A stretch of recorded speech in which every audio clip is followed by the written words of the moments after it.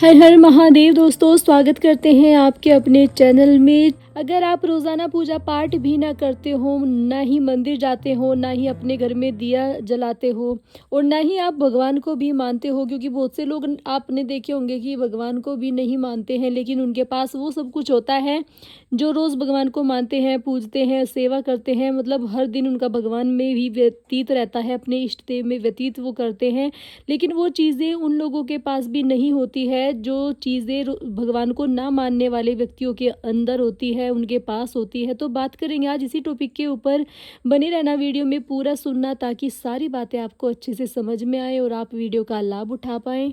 बहुत से लोगों का जीवन सुख में व्यतीत होता है क्योंकि उनके देवता पितरों की शक्ति उनके पास रहती है और उनका जीवन सुख में इसी वजह से रहता है क्योंकि उनके देवता पितृ उनके पीढ़ी दर पीढ़ी जो है रक्षा करते हैं और उनके घर में सभी तरह की सुख शांति समृद्धि का वास वो अपनी कृपा से करते हैं। तो बात करेंगे आज उन्हीं 5 संकेतों के बारे में जिससे आप पता कर सकते हैं, जिससे आप जान सकते हैं कि रोज़ाना पूजा पाठ अगर आप नहीं करते हो तो भी आपको ये सारी चीज़ें मिलती हैं क्योंकि दैवीय शक्ति आपके साथ रहती है। बात कर लेते हैं पहले संकेत के बारे में। देखिए, अगर आपके घर के देवता पितृ किसी ने पूजे हुए हों,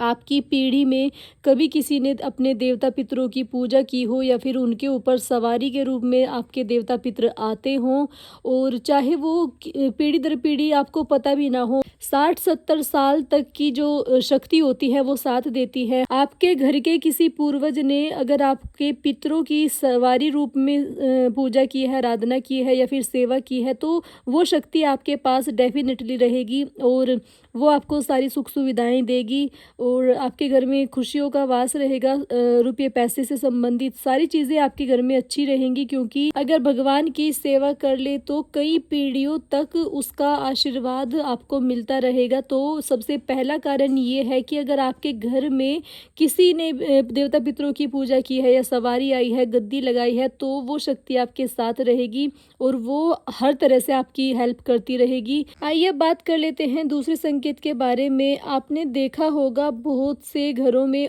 संतान नहीं पैदा होती है, बहुत साल हो जाते हैं उनकी घर में कोई कुल में जन्म नहीं लेती हैं संतानें। तो अगर ऐसी स्थिति आपके घर में, आपके परिवार में है तो आपके घर में अगर किसी ने आपको मांगा हो या फिर किसी ऐसे बच्चे का जन्म आपके घर में हो गया है जो बहुत दिनों से आप परेशान थे, सालों हो जाते हैं घर में औलाद पैदा नहीं होती और आपने अगर गोगा मेहड़ी से, जहारवीर बाबा से या माता रानी से, काल के भवानी से या फिर मोहन राम बाबा से या फिर अपने घर के देवता पितरों से औलाद मांग ली है, संतान आपने मांगी है और वो आपके घर में पैदा हो गई है, तो उसके ऊपर जिस भी देवता की कृपा से वो संतान आपके घर में जन्म लिया है, जिसकी कृपा से मांगने पर आपने आपके घर में उस बच्चे का जन्म हुआ है, तो उस देवता की कृपा उसके बच्चे के ऊपर हमेशा रहेगी, उसकी दैवीय शक्ति उसके पास हमेशा रहेगी। तो ऐसे में भी आपके घर में अगर किसी बच्चे का ऐसे जन्म हुआ है तो उसके ऊपर दैवीय कृपा रहती है। जैसे आपने सुना होगा, वेद पुराणों में पढ़ा होगा, मार्कंडू ऋषि थे और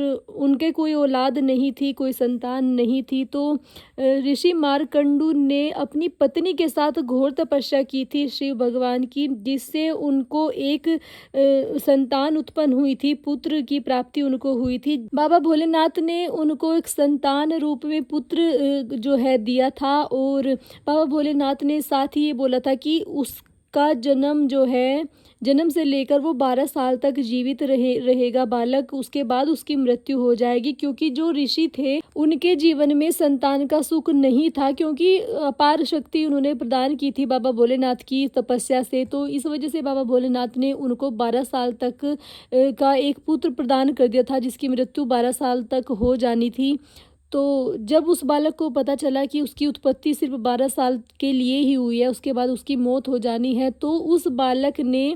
इतनी तपस्या बाबा भोलेनाथ की कर दी थी। उस बालक ने बाबा भोलेनाथ की घोर तपस्या करके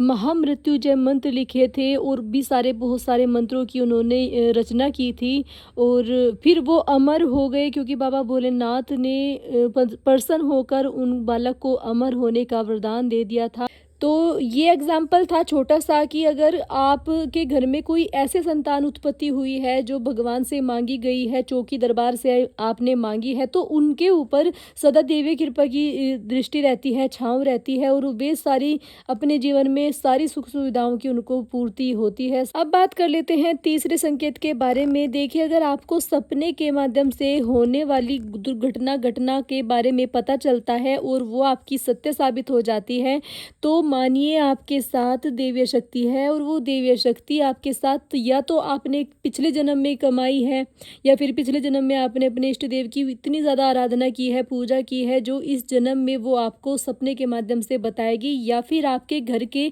किसी बड़े ने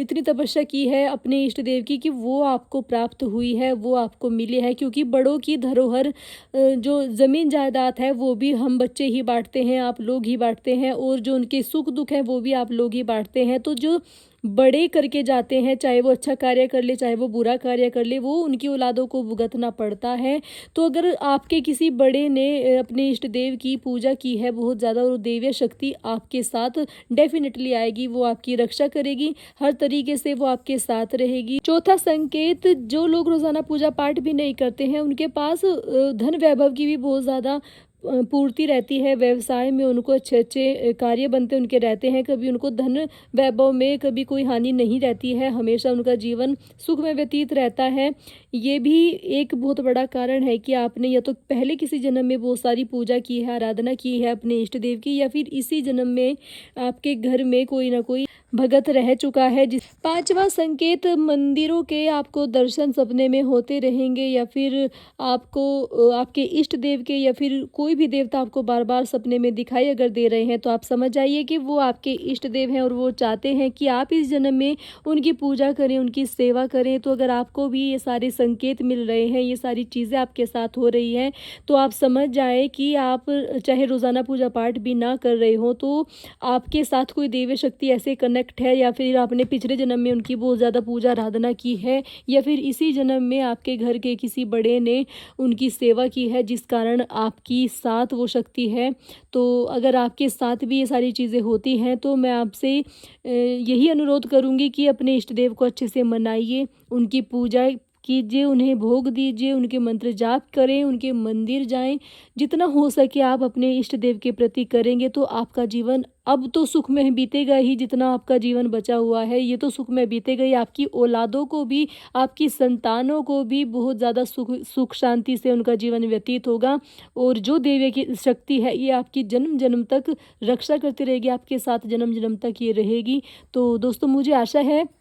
वीडियो आपको पसंद आई होगी। अगर पसंद आई है तो प्लीज़ वीडियो को लाइक कर दें, कमेंट में ओम नमः शिवाय या फिर अपने मन से जुड़ी हुई कोई भी बात आप लिख सकते हैं, कुछ भी प्रश्न हो वो आप लिख सकते हैं, मैं आपको रिप्लाई करूंगी। और अगर वीडियो पसंद आई है तो अपने मित्रों भाई बहनों में वीडियो को अवश्य शेयर करें, ताकि वे भी वीडियो का लाभ उठा पाएँ, वे भी आध्यात्म से जुड़ पाएँ। अगर कोई ज़्यादा ही इंटरेस्टेड है आध्यात्म से, मतलब बातें करता है ज़्यादा भगवान की, तो उनको ज़रूर शेयर करें ये वीडियो। और कल फिर मिलूंगी आपको एक और नई वीडियो में नई जानकारी के साथ। तब तक आप सभी अपने घरों में स्वस्थ रहें, खुश रहें। आप सभी को जय माता दी, जय माता दी, हर हर महादेव।